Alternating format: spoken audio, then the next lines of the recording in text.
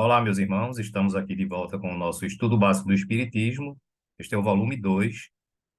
E para quem está vendo esse vídeo, não é, pela primeira vez, esse é um estudo básico que faz parte do estudo completo da doutrina espírita, que é, como o próprio nome diz, um conjunto, né, de vários estudos, de vários cursos, que nós estamos aqui promovendo nesse canal aqui do YouTube para aquelas pessoas que desejam estudar o Espiritismo e principalmente aquelas, não é, que estão iniciando, que não conhecem o Espiritismo e que vai ter essa oportunidade, né, com esse estudo, com esse curso completo, de conhecer o Espiritismo sem a necessidade de ir buscar esse estudo num centro espírita, não é? Então, a internet nos propicia essa comodidade, de a gente poder estudar, no conforto, né, das nossas casas, dos nossos lares. Então, esse aqui é o volume 2, né? Nós já publicamos as aulas do volume 1, tá? São 69 aulas que estão publicadas aqui no nosso canal. Então, quem quiser realmente acompanhar o estudo por completo, deve começar lá do volume 1, tá certo? Esse é o módulo 1, Fundamentos Básicos, e agora o roteiro de número 18, A Natureza dos Espíritos, parte 1.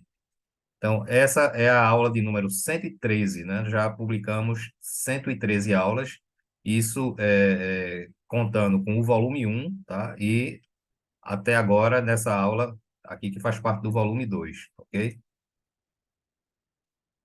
Bom, antes de a gente iniciar, eu sempre falo aqui, não é, desse serviço que a nossa instituição espírita, né, o LSM, que é a Legião dos Servos de Maria, né, o Núcleo Espírita Legião dos Servos de Maria, nós estamos promovendo esse atendimento fraterno online.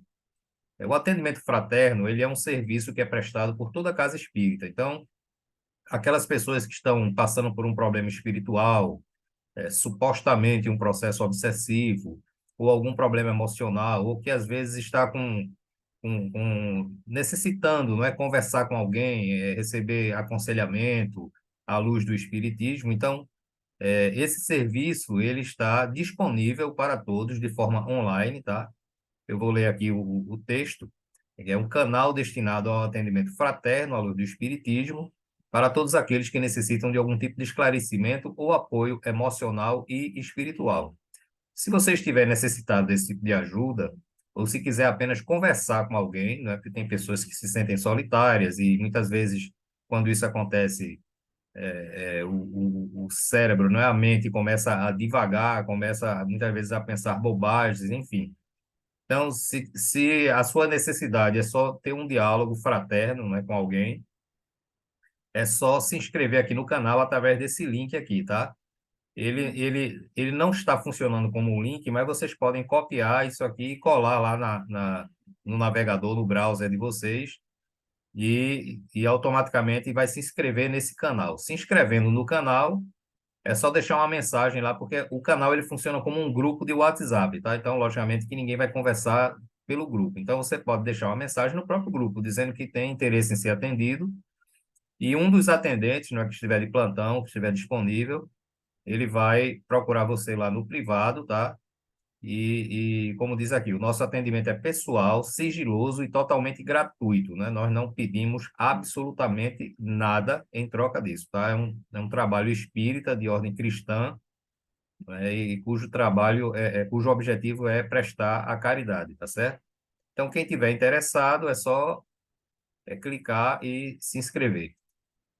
Bom, é, na, no roteiro passado, né, nas aulas passadas, nós falamos do que é o espírito, né, de como surge o espírito, como ele é formado, aquele processo evolutivo, desde do que a gente chama de átomo espiritual, passando pelo princípio espiritual ou princípio inteligente, né, que transita nos reinos mineral, vegetal e animal, até chegar a se transformar em espírito e, a partir daí, passar a encarnar em corpos humanos, né? Então, nós já vimos tudo isso nas últimas aulas, tá? E agora nós vamos falar da natureza dos espíritos. Então, aqui tem uma passagem do Livro dos Médiuns que diz assim: se a identidade absoluta dos espíritos é, em muitos casos, uma questão acessória e sem importância, o mesmo já não se dá com a distinção a ser feita entre bons e maus espíritos. pode ser-nos indiferente à individualidade deles. Suas qualidades, nunca. Então, isso está lá no item 262 do Livro dos Médiuns, tá? Então, isso aqui mostra que é importante, né? Porque a gente sabe, não é? Que os espíritos podem se comunicar e existem as manifestações, não é? Que são chamadas manifestações intelectuais ou manifestações físicas. As manifestações intelectuais, elas são a psicofonia, a psicografia, né, que são as principais, a audiência, e outras agora que eu não recordo, mas as principais são essas, a psicografia e principalmente a psicofonia, que é comumente conhecida como incorporação, né? As pessoas chamam, é a mediunidade de incorporação, né? Esse termo ele já pegou, mas ele não é um termo correto, porque o espírito não incorpora em ninguém, ele não entra dentro do corpo de ninguém, tá certo? Como nós já falamos nas aulas passadas sobre o espírito, nós vimos que o espírito ele sempre vai estar na dimensão espiritual, ele controla o corpo físico através de camadas vibratórias que ele cria em torno de si, e uma dessas camadas é o perispírito, né? O perispírito, por sua vez, cria uma camada para envolvê-lo, que a gente chama aqui de corpo vital, tá? Ou nas doutrinas orientais, ele é conhecido como duplo etérico. Então, veja que o espírito ele não sai do mundo espiritual para entrar no corpo através da encarnação ou através da comunicação mediúnica. Ele vai estar sempre no plano espiritual. Então, o termo incorporação não é um termo correto, apesar de ser muito utilizado, tá? Então, é preciso distinguir como os espíritos são para podermos tratar com eles, conforme o caso, advertir, esclarecer, confortar, ou então pedir ajuda e receber instruções. Então, veja, as pessoas que lidam com comunicações de espíritos, principalmente nos centros espíritas, né, vamos dizer assim, nas chamadas reuniões mediúnicas, sempre tem essas reuniões a comunicação de espíritos. Na maioria das vezes, são espíritos infelizes, espíritos ainda inferiores, né? Porque a gente não existe um espírito inferior, não existe um espírito mau. Existem espíritos em processo de evolução, né? Então, muitas vezes diz, não, porque tem um espírito ruim. Não, ele não é ruim, ele está ruim. Ele está vivendo uma fase onde ele está transitando pela maldade. Mas isso não é uma coisa definitiva, isso não é uma coisa que vai perdurar por muita demora, mas não é uma coisa que vai ficar para sempre. Deus não cria espíritos ruins nem espíritos bons. Deus cria energias puras e simples. Essas energias evoluem, se transformam em espírito, tá? E a partir do momento em que ele se transforma de espírito, ele passa a receber a consciência do que ele é, do que ele existe, não é? Recebe a razão, ou seja, a capacidade de raciocinar sobre todas as coisas, e, acima de tudo, ele recebe o livre-arbítrio, ou seja, ele tem o poder de decidir o que ele quer fazer. Se essas decisões dele tendenciarem para a maldade, é porque ele optou em se tornar um espírito a transitar pela maldade. Se essas decisões o levarem a ações benéficas, salutares, é porque ele escolheu trilhar por esse caminho da bondade. Mas mesmo aqueles que optaram por seguir o caminho do mal, em um dia, que a gente não sabe quando, ele vai despertar e vai retornar para o bom caminho, tá? Então, Deus não cria nem um espírito bom, nem um espírito ruim. A transitoriedade da maldade, porque a maldade é sempre transitória, a bondade não. Não tem como um espírito que segue sempre o caminho da bondade, de repente ele mudar e passar a agir com maldade. Não tem como. Então, a bondade não é transitória, ela é definitiva. Agora, a maldade, para aqueles que entraram nesse caminho, aí sim, ela é transitória, não é? Então, para uns demoram séculos sair desse caminho da maldade. Para outros, demora menos, né? O espaço de tempo é menor. Então, isso varia de cada um, tá certo? Então, na hora de você entrar em contato com esses espíritos, né, através dos fenômenos mediúnicos, você tem que saber, a primeira coisa que você tem que fazer é ficar sempre atento às coisas que ele fala, tá? Essa é uma fórmula, entre aspas, não é? Essa é uma fórmula, digamos assim, mais correta, tá? Mais precisa para a gente distinguir se um espírito é bom ou ruim. Porque um espírito mau, né, aquele espírito que está transitando na maldade, ele pode até se apresentar como um bom espírito, né? Com palavras rebuscadas, né? Falando até em nome de Jesus, isso acontece muito. Mas no decorrer do diálogo, você vai observar, se você estiver atento, que ele vai se trair em algum momento, porque é da natureza dele, naquele instante ali, está transitando pelo mal. Então, ele não consegue segurar por muito tempo, né? Aquele disfarce de que ele é um bom espírito, tá? Então, é prestar muito a atenção no que o espírito que está se comunicando ele fala para você poder ter, poder avaliar a natureza dele, se ele é um espírito transitando no mal ou se ele é um espírito que já está no caminho do bem, tá certo? Outra coisa que é muito comum, as pessoas parecem, né? Eu acho que isso vem desde as civilizações primievas, tá? Que tudo aquilo que está acima da nossa capacidade a gente considera como um poder, como um Deus, né? Daí a origem dos deuses, não é? Na história das civilizações, principalmente do Egito, na Grécia, não é? Em Roma, que herdou a cultura grega. Daí a gente entende por que é que eles eram politeístas, eles acreditavam em vários deuses. Por quê?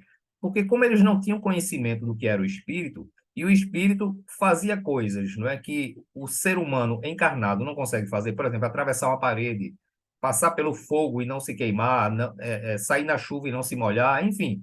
O espírito, por ele não ser revestido de uma matéria ponderável, de uma matéria física como é o nosso corpo, ele está imune a esses efeitos da matéria física, tá? Mas o homem daquela época ele não compreendia. Então todo o espírito que se comunicava, né, onde ele presenciava esses feitos que esses espíritos realizavam, por eles serem espíritos não presos, não ligados à matéria física, para eles eram deuses. É por isso que surgiu o politeísmo, ou seja, a crença em vários deuses. Né? Tinha Deus do amor, Deus da guerra, Deus da colheita, Deus da pesca, Deus, enfim, tinha Deus para todos os tipos de gostos, né? Por quê? Porque isso eram espíritos que se comunicavam com eles e, como eles não entendiam, eles atribuíam isso a Deus.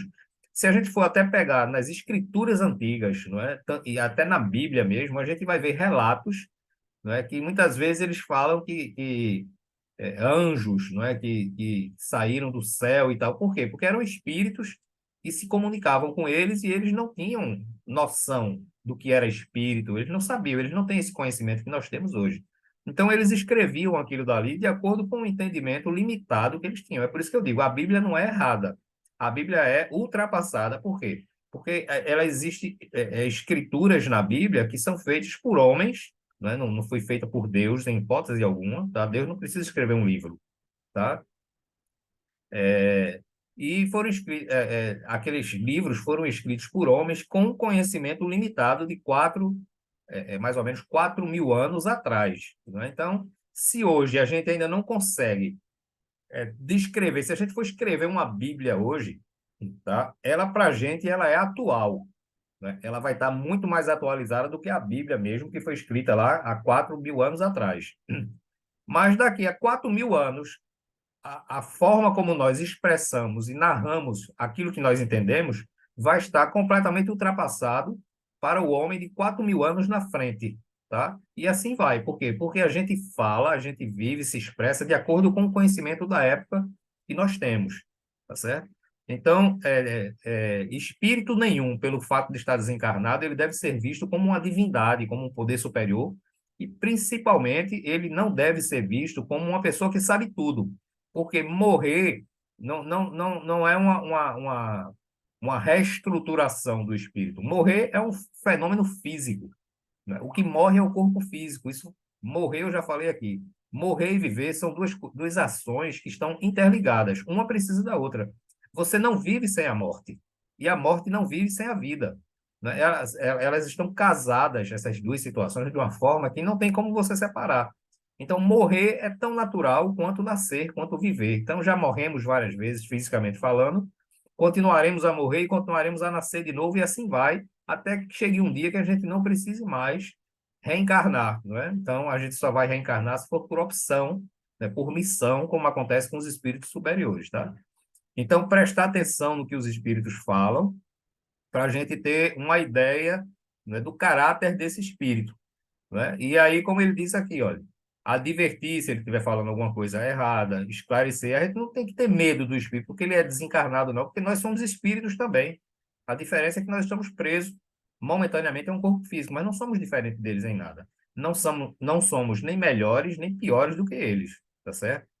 Então, adverti-los, esclarecê-los, confortá-los, ou se for um espírito que tenha mais conhecimento do que nós, um espírito superior, a gente pedir ajuda, receber as instruções, conhecimentos, etc. Então, é assim que a gente tem que lidar com a natureza dos espíritos, tá?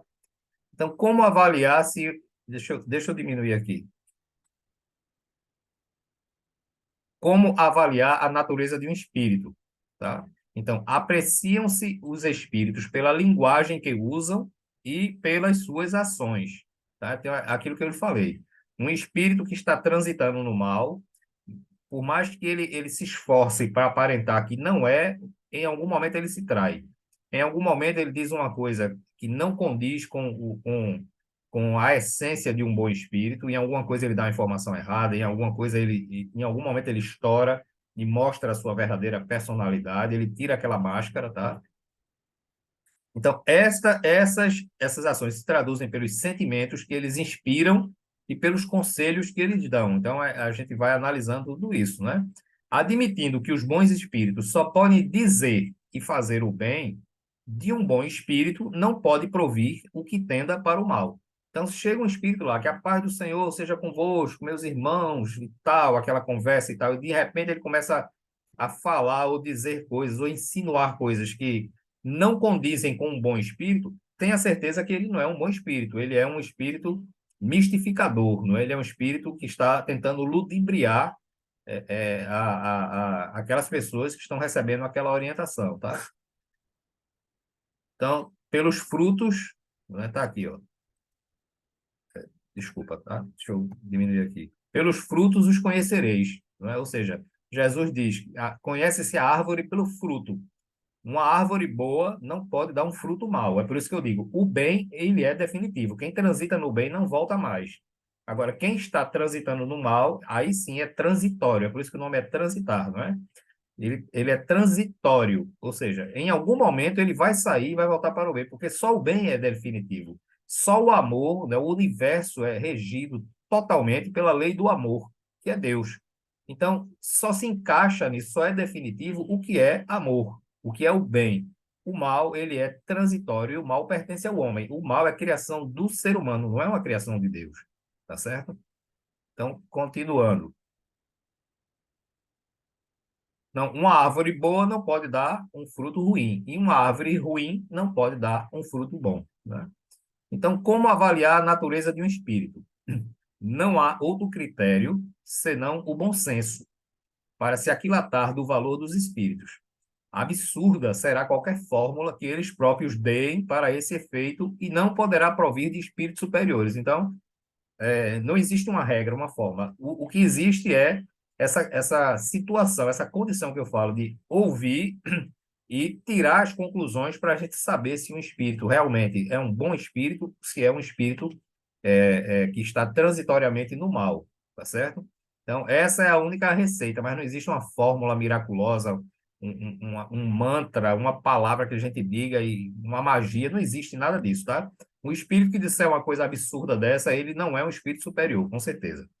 Então, o bom senso não poderá se enganar. Se analisarmos o caráter dos espíritos com cuidado e principalmente sob o ponto de vista moral. Então, essas sim, né, essas são instruções que são eficazes para que a gente possa identificar a natureza dos espíritos, tá? Então, para julgar os espíritos como para julgar os homens, é preciso, primeiro, que cada um saiba julgar a si mesmo, com retidão de juízo e não por suas ideias, sistemas e preferências. Então, quando a gente se conhece, quando a gente se analisa e a gente sabe aquilo que a gente é, quando a gente se coloca no nosso devido lugar dentro da escala evolutiva, a gente tem mais subsídios para que a gente possa avaliar e analisar o caráter de outras pessoas, sejam elas espíritos encarnados ou desencarnados, tá certo? Então, é com retidão e juízo, e não pelas ideias, os sistemas e preferências. Então, a gente tem que deixar de lado essas coisas e analisar a retidão, não é? Usar o bom senso para a gente reconhecer a natureza de determinada pessoa, seja ela um espírito encarnado ou desencarnado, tá? Nas comunicações instrutivas, quando o espírito comunicante quer nos instruir e orientar, é necessário mais do que nunca. Deixa eu voltar aqui. Analisar sua mensagem, comportamento e linguagem para avaliar a sua natureza, saber se é um bom ou mau espírito, tá? Então, prestar atenção no que ele está dizendo, analisar e ver, olha, isso aí é uma coisa que procede de um bom espírito, ou isso daí é uma coisa que não procede de um bom espírito, tá? Segundo, dialogar com ele, pedindo explicações para, para esclarecermos pontos para nós obscuros. Então, não é ficar ouvindo e balançando a cabeça feito vaquinha de presépio, né, como as pessoas chamam. Se o espírito diz alguma coisa que a gente não entendeu, eu digo, ó, por gentileza, meu irmão, você pode repetir isso aí, eu não entendi. Então, se o que ele disser for uma coisa que a gente saiba que não leva a uma boa ação, a gente aí tem, olha, meu amigo, você me desculpa, mas você está equivocado. Não é conversar com o espírito, não dar um fora no espírito, não é tratar o espírito com ignorância, nada disso, não é escorraçar, que ainda é pior o espírito, tá? É conversar com ele como se conversa com um parente, com um irmão, com um amigo. Meu amigo, olha, me perdoe, mas você está cometendo um equívoco aí. Você tem certeza que é isso que você está dizendo? Porque isso não condiz com uma pessoa que tem a tendência ao bem. Então, você me perdoe, não é pela forma de estar lhe corrigindo e tal. Então, é assim que a gente conversa com o espírito. Então, não precisa criar aquele pedestal que normalmente as pessoas colocam quando está conversando com o espírito, só pelo fato dele ser um espírito desencarnado, né? Então, isso não significa nada. Continuando.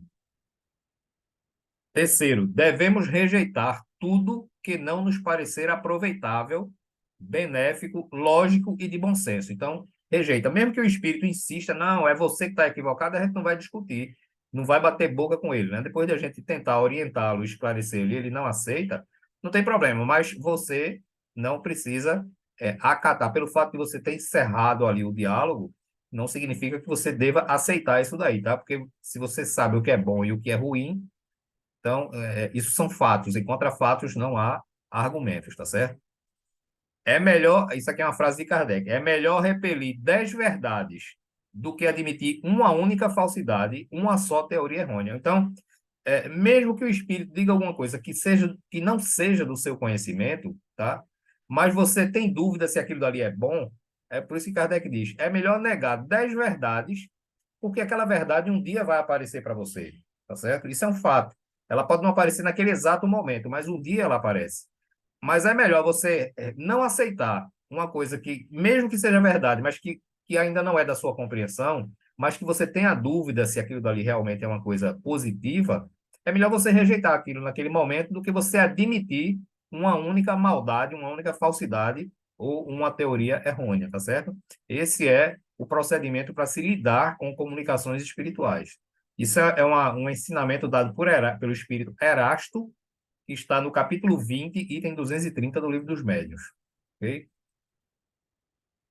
Não poderemos permitir que o espírito use um nome querido e venerado se não se mostrar à altura da identidade assumida. Então, esses espíritos que gostam de ludibriar, né, mistificadores, muitas vezes eles até dizem, não, porque eu sou o espírito fulano. Veja, um espírito superior, ele dificilmente se identifica. Dificilmente. É muito raro um espírito superior se identificar. Por quê? Porque isso gera expectativa nas pessoas e eles sabem disso. Tá? E os espíritos superiores não estão preocupados com pompa, nem com pedestais que as pessoas criam para eles, não. Por quê? Porque eles são pessoas humildes. Eles não estão voltados, né, para o egocentrismo, nem para a vaidade, nem para nada dessas bobagens que é comum aos espíritos inferiores, tá? Então, um espírito superior dificilmente ele se identifica. Dificilmente, tá? Então, muitas vezes chega um espírito inferior, mistificador, dizendo, eu sou espírito tal. Então, Olha, quando acontece comigo que um espírito chega, eu sou o espírito fulano de tal, a minha orelha já fica, ó, eu já fico de sobreaviso. Possivelmente esse é um espírito mistificador ou inferior. Aí é que eu fico ligado mesmo naquilo que ele está dizendo, tá? Se usar de nomes famosos ou históricos, também é preciso avaliar se o que ele diz e faz está de acordo com o nome sob o qual se apresenta. Então, um espírito inferior que chegar, eu já tenho bastante experiência com reunião mediúnica, né, mas aí eu estou falando por mim. Um espírito chegar para mim e dizer, eu sou Francisco de Assis, eu sou Napoleão Bonaparte, eu sou comigo ele já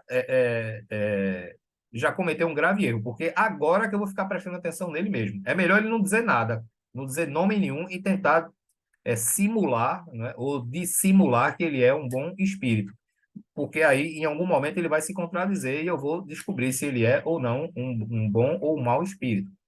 Mas se ele disser o nome, é que eu fico atento mesmo. Por quê? Porque é muito difícil a gente ter contato. Não é impossível, mas é muito difícil você ter contato com pessoas, já com Napoleão Bonaparte, com Hitler, com Francisco de Assis, seja lá com quem for. É muito difícil, muito difícil. Já começa daí, tá certo? A probabilidade é de 1%.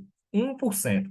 Então, veja, numa comunicação, 99% de probabilidade é que não seja essas pessoas famosas, tá? Então é por isso que muitas vezes desencarna um ator famoso, um cantor, um artista, não é? E uma semana, às vezes um dia depois, eu lembro do caso de Fred Mercury. Fred Mercury desencarnou e uma mulher lá dos Estados Unidos disse, não, Fred Mercury apareceu na minha casa e ele está aqui convivendo comigo, né? Veja que coisa fantasiosa, não é? A pessoa, ela pode até acreditar naquilo dali, né? Pode ser até um espírito mistificador que fez a cabeça dela, como se diz, tá? Ou então ela se quer se promover, ou as duas coisas juntas, mas isso não existe. Primeiro, porque um espírito inferior como nós, e Fred Mercury, pelo fato dele ser um excelente artista, eu sou fã de Fred Mercury, tá? E das músicas dele, não torna ele um espírito superior. Então, ele é um espírito inferior igual a mim, igual a todos nós. Então, a gente passa um tempo muito grande para se recuperar lá no plano espiritual. Então, com um negócio de uma semana, duas, três, um mês, o espírito está se comunicando. Não é impossível, mas é aquilo que eu falei, é 99% de chance de não ser verdade, tá certo? Então, não vamos nos iludir com nomes, porque, na maioria das vezes, isso é uma mistificação. Mas não basta que o espírito tenha sido na Terra um grande homem para que no mundo espiritual se ache de posse da soberana ciência, aquilo que eu falei. Pode estar ainda sob o império dos preconceitos da vida corpórea, que é o que é mais comum de acontecer, tá certo? A gente não se despoja daquilo que nós somos, tá? Não constituem sinal de superioridade os conhecimentos que alguns espíritos se enfeitam, se não acompanhados de pureza de sentimentos morais. Então, tá aí, não é a fórmula, digamos assim, é aquilo que eu falei, não existe fórmula, né? Mas se existisse, essa seria a fórmula para a gente identificar a natureza dos espíritos, tá?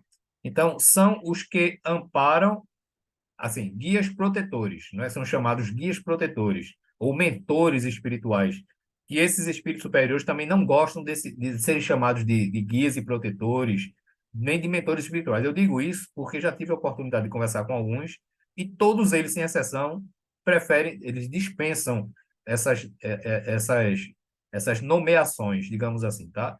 Então, mas eles são os espíritos que amparam e orientam médiuns ou centros espíritas, nem sempre são espíritos superiores, não é? Da segunda classe, que em si mesmo reúne sabedoria e bondade. E a sua superioridade os torna mais aptos do que outros a darem noções exatas sobre as coisas do mundo incorpóreo, dentro dos limites que é permitido ao homem saber. Então, é, o fato de você não ser um espírito superior não significa que você é um espírito que está transitando no mal, tá? Então, por exemplo, cada um de nós podemos fazer uma autoavaliação e a gente vê, olha, eu não sou um mau espírito, cada um de nós faz a sua. Eu sou um espírito inferior, isso é um fato. Mas eu não sou um espírito com tendências para o mal, embora ainda faça mal, não é? Mas o mal hoje não predomina na nossa essência, não é? Ao fazer essa análise, a gente pode chegar a essa conclusão ou não, não é? Isso depende de cada pessoa, tá? A gente tem que ser sincero e honesto, pelo menos com a gente mesmo. Então, o fato de um espírito colaborar, por exemplo, eu colaboro, tem muitos aqui que veem esse vídeo, que são trabalhadores de centros espíritas, que ajudam, que colaboram, que instruem, que orientam, mas nós não somos espíritos superiores, tá certo?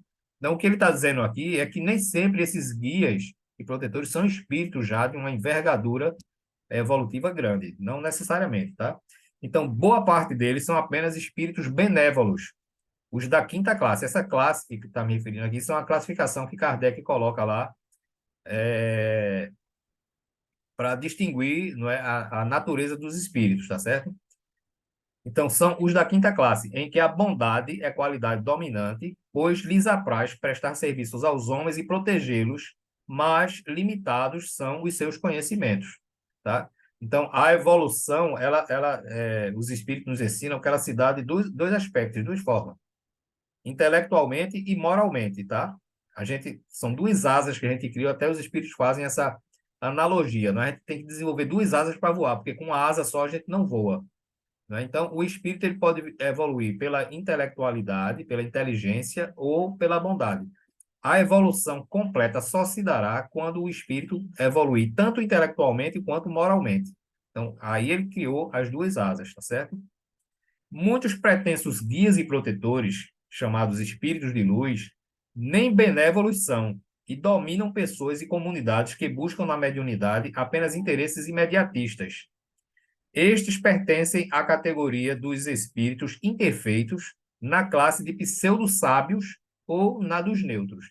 Então, o espírito ele não necessariamente tem que ser tem que estar vivenciando a maldade ou vivenciando a bondade. Ele pode ser um espírito neutro, né? Ele ainda está no meio termo. Ele tanto pode ser ruim como pode ser bom, não é? Ou existe na classificação de Kardec aqueles espíritos chamados pseudo-sábios, que são aquelas pessoas que a gente conhece até aqui no meio dos encarnados, que são metidas a saber de tudo, né? Tudo ela sabe e, no fundo, ela não sabe nada, né? Mas a gente conhece muitas pessoas assim, todos nós conhecemos. No mundo espiritual não é diferente. Então, tem aqueles espíritos que se acham autoconhecedores, não é? Mas são espíritos ainda muito imperfeitos e que muitas vezes se dizem espíritos de luz, tá? Então, é aquilo que eu digo. É, quando o espírito é superior, ele não precisa dizer a ninguém que ele é superior, não é? A forma dele agir, de conversar, de se comportar, né, de tratar as pessoas, a gente já diz logo, vê logo que ele é um espírito superior. Ele não precisa dizer que é. E nenhum espírito superior diz que é superior, tá certo? Mantenham isso, essa regra em mente. Nenhum espírito superior vai dizer que é superior, nenhum deles, tá certo? Então, aqui, ó, deixa eu diminuir aqui mais uma vez. Pseudo-sábios são aqueles que se dispõem de conhecimentos bastante amplos, porém creem saber mais do que realmente sabem. Na linguagem e conceitos fazem mistura de algumas verdades com erros grosseiros, através dos quais penetram a presunção, o orgulho, o ciúme e a obstinação de que ainda não se puderam despir. Esses são os pseudo-sábios. E os neutros são aqueles que nem bastante bons para fazer o bem, nem bastante mal para fazer o mal. Não ultrapassaram a condição comum da humanidade, tanto no moral quanto na inteligência. Então, esses são chamados espíritos neutros, tá? Eu botei isso aqui para não ficar dúvida. Pronto, pessoal. Então, com isso, a gente encerra, não é, essa aula, tá? Provavelmente essa semana eu ainda vou publicar outra aula, não posso garantir, mas a minha promessa foi de pelo menos uma aula durante a semana. E eu tenho cumprido, graças a Deus, essa promessa, tá certo? Então tá aqui o e-mail para quem quiser entrar em contato por qualquer motivo. E aqui também o endereço do nosso blog para quem quiser lá fazer uma visita. Então, um grande abraço para todos, que a paz do Senhor fique sempre conosco.